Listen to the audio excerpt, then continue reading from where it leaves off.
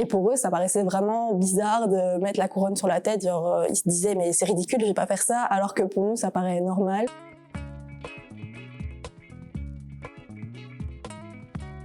Alors, je m'appelle Eva. Je viens ici pour raconter ma seconde réto que j'ai faite aux États-Unis en 2018-2019. Donc, je suis partie avec le WEP et j'ai été dans l'État de New York aux États-Unis.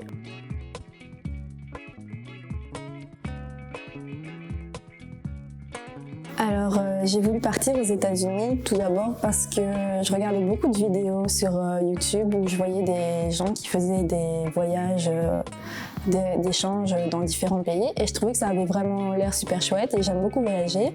Mais je me suis toujours dit que c'était pas fait pour moi. Puis un jour, j'ai une amie qui l'a fait et puis ça m'a donné envie de le faire aussi. Je me suis rendu compte que si elle le fait, pourquoi pas moi? Donc voilà.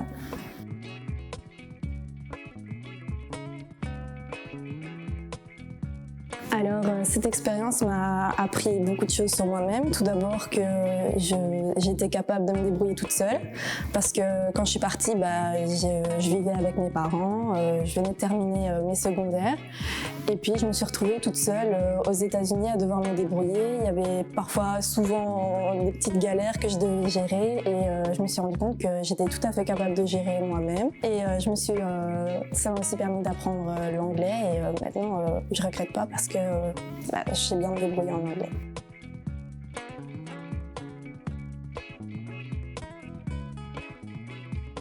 Je le referai parce que ça m'a vraiment beaucoup appris sur moi. J'ai appris à parler anglais, j'ai rencontré beaucoup de personnes de plein de pays différents parce que quand on arrive là-bas, il y a des étudiants d'échange qui viennent un peu partout et donc on rencontre des gens du Brésil, du Mexique et puis des Américains aussi et puis c'est beaucoup de cultures différentes. Ça nous apporte beaucoup et on découvre un nouveau pays, c'est passionnant.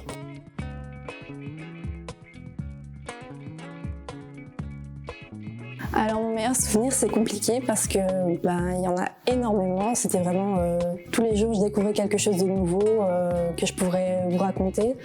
Du coup je dirais que les meilleurs moments en général c'était quand il y avait des échanges culturels. Donc quand les Américains m'apprenaient quelque chose qu'en Belgique on ne fait pas et le contraire quand moi je pouvais leur parler de la Belgique et que eux je leur parlais de choses qu'ils ne connaissaient pas. Par exemple pour la galette des rois, j'ai fait une galette des rois. On a tous mangé la galette des rois et puis le gagnant devait mettre la couronne sur sa tête.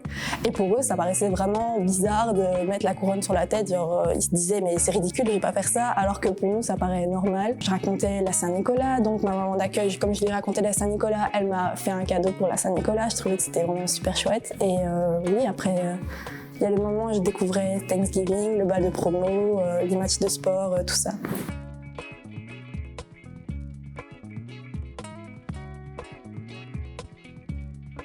Je dirais vraiment d'y aller parce que ça peut vraiment faire peur. Moi, j'avais vraiment très peur, mais je me suis dit tant pis, j'y vais. Et je regrette vraiment pas parce que je pensais que j'allais être triste, qu'il allait y avoir des moments où ma famille allait me manquer. Mais au final, on est tellement occupés à toujours découvrir plein de choses, rencontrer plein de monde qu'on n'a même pas le temps de se rendre compte que notre famille nous manque ou qu'on aimerait rentrer chez nous. Donc vraiment, si vous avez peur d'y aller, de plus être avec votre famille, vraiment ça passe vite. Et on n'a même pas le temps d'avoir le temps de se rendre compte que nos amis et notre famille nous manquent et puis on se fait une nouvelle famille et de nouveaux amis.